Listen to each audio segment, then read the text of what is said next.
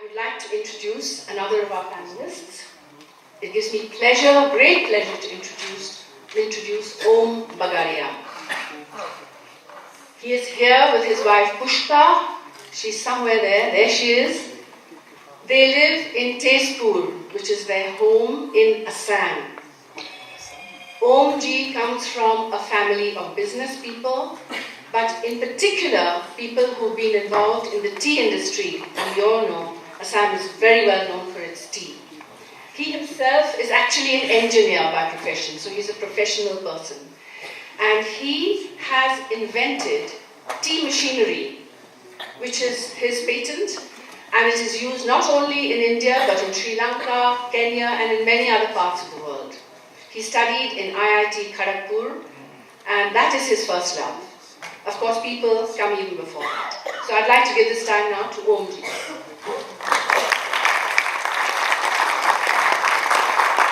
Good morning, friends from so many countries.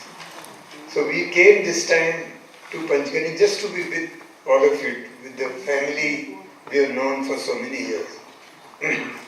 The first time we came to Asia Plateau was about 45 years back. So Asia Plateau was only 5 years old at that time. And we were just reborn by meeting MRA in Tinsukia. Now Tinsukia is the place we live now is Tezpur, which is right on the banks of the Brahmaputra. But Tinsukia is way in the easternmost part of northeast India. And you don't have to travel far to get into Myanmar. In fact, there used to be a road called Stillwell Road, which is now being opened up. This was built by some army general. So we are going to be, we're going to be able to go to Myanmar and beyond Vietnam by road very soon. So anyway, to come back to my story, in 45 years back, we were in serious trouble.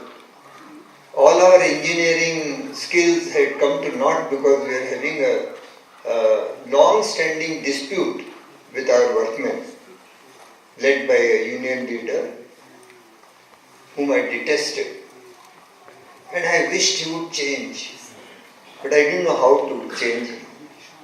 And we were having go-slows and strikes every now and then, and we were completely helpless.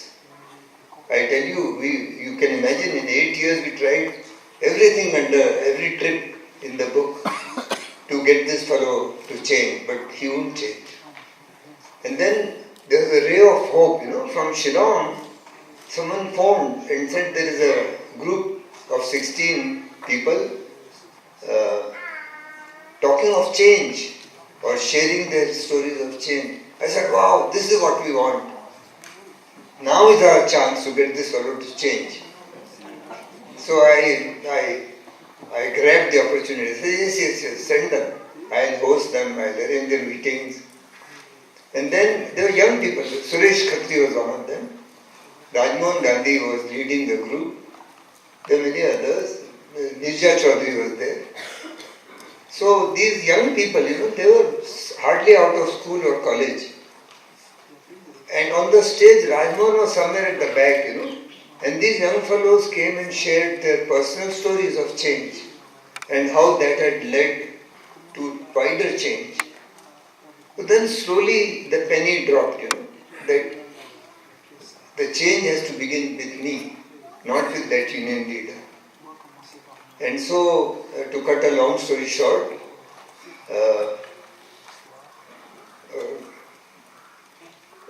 inspired by the inner voice, I went to a worker's home, and that person was ailing for many months.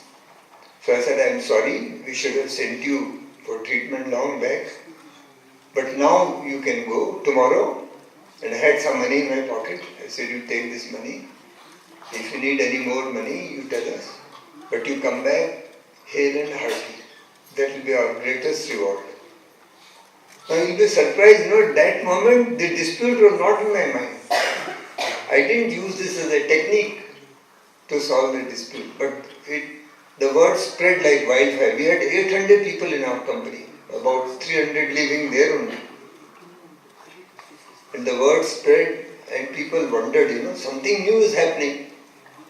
This fellow has never been to a worker's home. How come he has gone to a worker's home this time?